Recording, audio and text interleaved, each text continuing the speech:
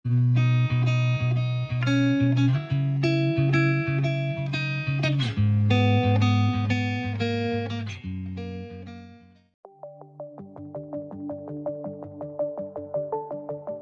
perjalanan Kabungan TV hari ini, kita akan menelusuri tempat di mana diyakini bahwa di situ adalah tempat tinggalnya para jawara silat munah pada zaman dahulu. Itu adalah salah satu hutan. Kita akan ke sana, bekas perkampungan para jawara silat munah zaman dahulu. Dan nama kampungnya dulu yang sekarang menjadi hutan, Kampung Tombulan. Jadi di atas sana banyak yang melakukan latihan, khususnya itu silat munah. Untuk lebih jelasnya, ikuti Kabungan TV. Let's go!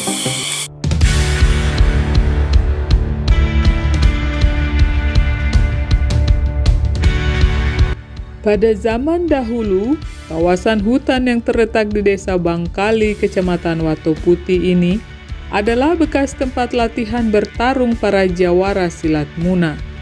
Masyarakat sekitar mengenalnya dengan nama Kampung Tombulan. Lokasinya tak jauh dari perumahan warga. Namun berkunjung ke sana sedikit menguras energi karena akses yang dilalui menanjak. Setelah berjalan beberapa saat, sebuah pagar yang tersusun dari bebatuan terlihat. Itulah pintu masuk menuju bekas Kampung Tombulan. Sekarang kita sudah sampai pada area Kampung Tombulan, yang dimana disinilah tempat latihan para jawara silat munah zaman dahulu. Untuk mengetahui lebih jelas lagi, mari kita masuk lebih dalam.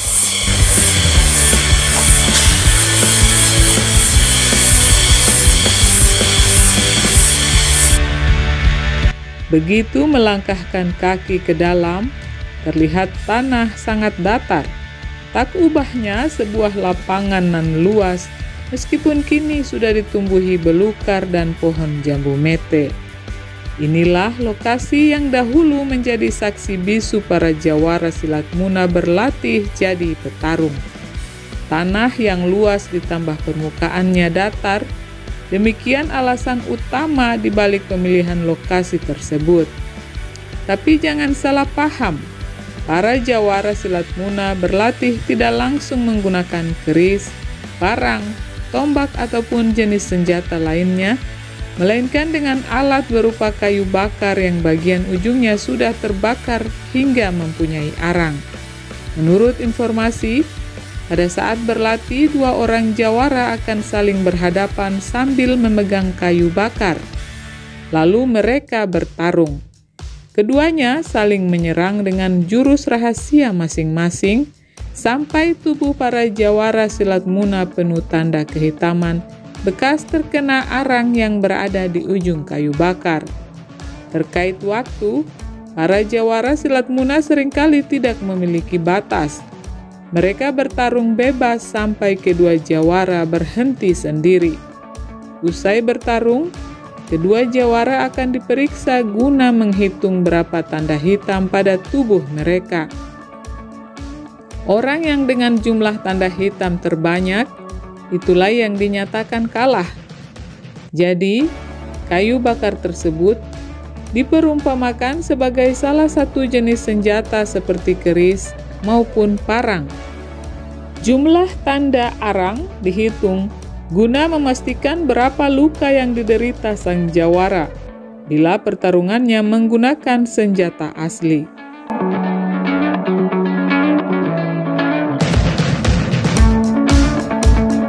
Saat ini kita berada di satu kawasan Kampung Tombulan. Banyak riwayat menceritakan bahwa di perkampungan ini dulu masih banyak masyarakatnya, dan salah satu kegiatan masyarakat di Tombulan ini dulu adalah latihan adu kanuragan seperti silat munah. Dan pada saat itu alat yang digunakan bukan senjata tajam, tapi kayu bakar yang masih ada arangnya, salah satu ujungnya itu masih ada arangnya, dan pemain silatnya itu tidak memakai baju atau pakaian, karena nanti selesai berlatih akan dihitung berapa jumlah arang yang yang menempel di tubuh mereka. Dan di situ setelah dihitung maka dipastikan bahwa itu adalah kalau pakai senjata tajam dia akan luka di tempat bekas arang itu.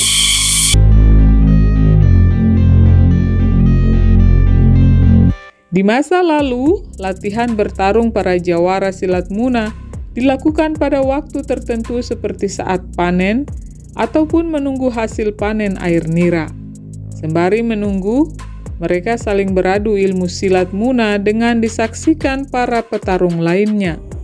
Oleh karena kebiasaan tersebut, maka Tombula di Desa Bangkali terkenal sebagai salah satu kampung para jawara silat Muna yang cukup disegani.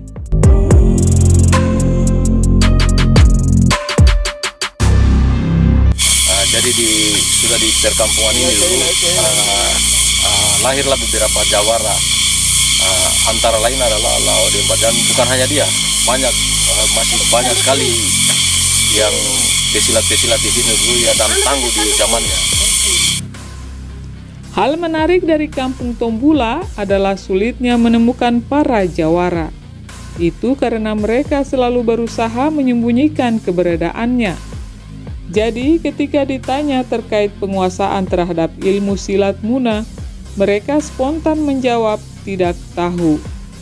Apalagi menyuruh mereka memeragakan. Sungguh suatu hal yang sangat sulit.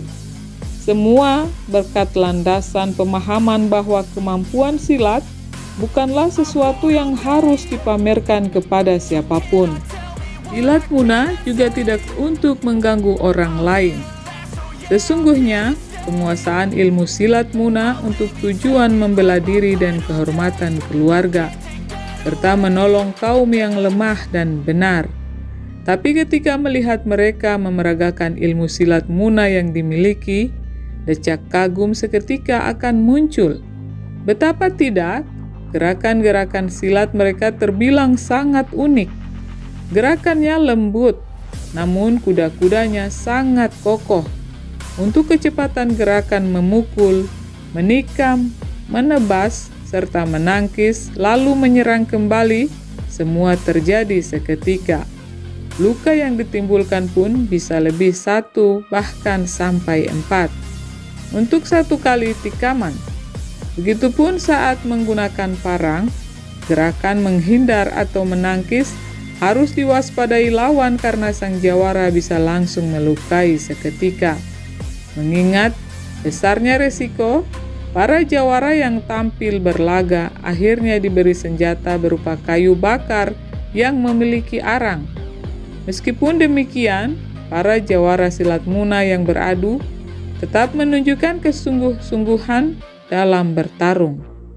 Jadi, sekalipun hanya memakai kayu, tapi tikaman ataupun tebasan akan terasa sangat sakit di kulit. Usai bertarung, semua langsung akrab kembali. Itu karena tak ada pihak yang tersinggung akibat ditertawakan saat kalah. Mereka memahami secara baik bahwa itu permainan sebagai ajang latihan, bukan pertarungan sesungguhnya.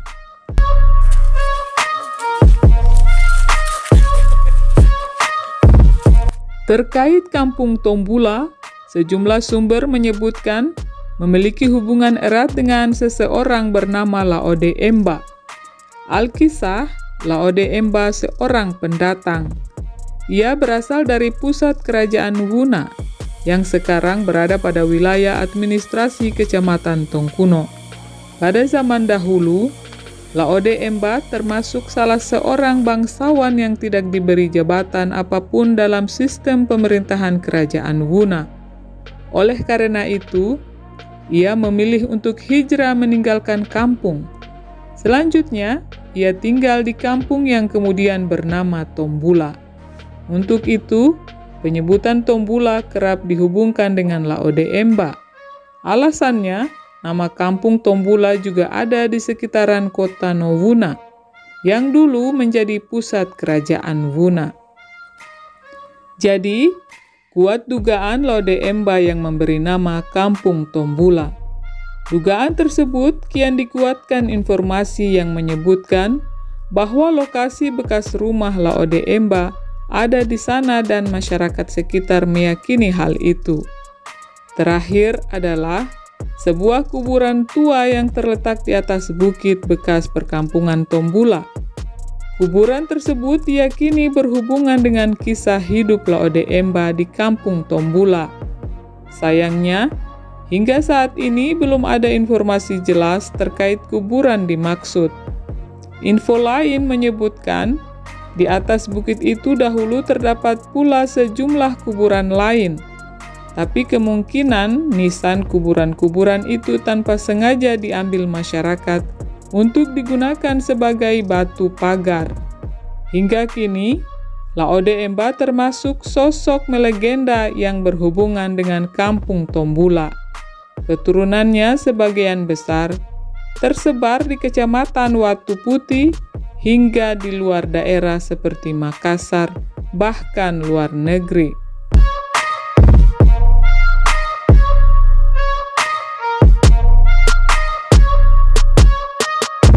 Jadi konon diceritakan bahwa Laode Emba ini dulu turun sampai merantau sampai di Watu Putih, sampai tinggal kawin di Watu Putih karena dulu itu konon diceritakan bahwa mereka itu tidak mendapat semacam kedudukan di pusat pemerintahan, sehingga mereka meninggalkan tempatnya mereka untuk turun mencari posisi di tempat lain, dan tujuannya itu di Watu Putih ini. Ya, mungkin karena ini kampung Tombula, Laode Emba itu adalah dari Tongkuno, sehingga di Tongkuno itu ada kelurahan Tombula. Kalau mungkin kita bisa hubungkan Tombula itu adanya nama kampung Tombula itu di sini karena dibawa oleh sosok Laode Emba itu ke sini, ke Bangkali, sehingga nama kawasan inilah kawasan Tombula namanya. Dan keturunannya itu banyak yang di Watu Putih, bukan hanya di Watu Putih, di Bangkali juga, dan sebagian tersebar sampai di Kota Kendari. Terus ada juga masyarakat, ada yang di Makassar, terus ada juga yang malah ada yang sampai di luar negeri, di Kanada. Iya, itu keturunan Laode Emba yang pertama kali turun di sini dan membuka perkampungan di sini dulu. Karena Laode Emba ini dulu diceritakan bahwa diadakan di Watu Putih itu, dia menikah dengan anaknya kepala kampung Watu Putih kedua, namanya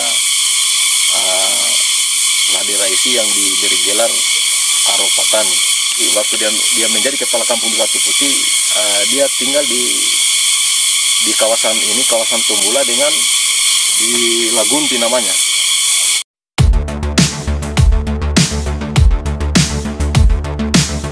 Adapun kuburan tunggal di puncak bukit Tombula pada zaman dahulu di waktu-waktu tertentu seperti menjelang musim panen jagung, banyak masyarakat sekitar datang berziarah. Bahkan acara ziarah seringkali dirangkaikan dengan acara makan bersama. Ini kita perkirakan bahwa makam ini adalah makam seseorang yang belum kita ketahui namanya siapa. Makam ini adalah makam tunggal di sini. Di sekitarnya juga periksa hanya ada satu makam di sini. Jadi, dan kemungkinan juga adalah penghuni pertama di atas perkampungan Tombula ini dulu. Jadi kalau masyarakat petani di sini, bukan pada umumnya kan masyarakat Muna itu kan bertani, berkebun, menanam jagung muda. Jadi kalau pas musim jagung muda, mereka berkumpul di sini untuk baca doa, sekedar baca doa untuk mengenang beliau yang pernah tinggal pertama kali di sini dulu. Kini kuburan tua itu telah menjadi satu-satunya saksi bisu terkait kampung Tombula yang dulu pernah menjadi pusat latihan bertarung para jawara silat Muna. Sementara kisah Laode Emba sampai sekarang melegenda. Beberapa keturunannya tercatat sebagai jawara silat Muna, termasuk putra-putrinya. Apapun kisah di sebaliknya, kampung Tombula pernah menjadi pusat latihan para jawara silat Muna. Di sana ada banyak kisah heroik yang bisa menjadi inspirasi sekaligus pelajaran bahwa jati diri seseorang jawara silat Muna adalah para pemberani yang rela mati demi menjaga harga diri serta nama baik keluarga terutama leluhur. Tak kalah penting, Mereka bukan sosok pesilat yang suka pamer, apalagi menindas orang lain.